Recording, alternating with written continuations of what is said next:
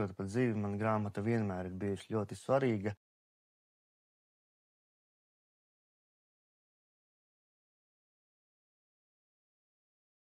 Mana pirmā saskaršanās ar grāmatu noteikti bija skolā. Pirmajā klasītē liela dzeltena abece ar gaili virsū, un tālāk, ejot pa dzīvi, man grāmata vienmēr ir bijusi ļoti svarīga. Varbūt pēdējā laikā mazāk, bet kopumā esmu daudz lasījis, un man ļoti ir paticis lasīt par zinātni, par vēsturi, par valsts cīriem, par dažādiem piedzīvojumiem. Tas noteikti man ir veidojis, un grāmatas loma manā dzīvē ir bijusi ārkārtīgi liela.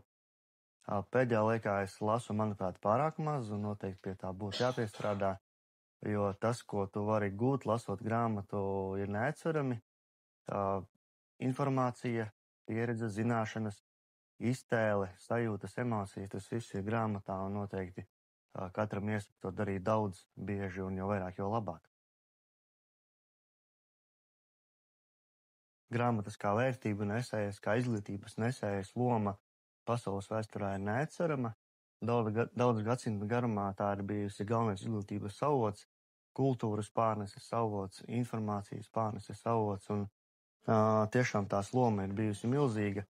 Manuprāt, mūsdienu laikmetā grāmatas loma saglabājas svarīga, tāpēc, ka tā nav maldinoša informācija, tās nav viltus ziņas, tie nav kādi viltus profili, tas ir kaut kas patiess, īsts un tāds paliks vienmēr.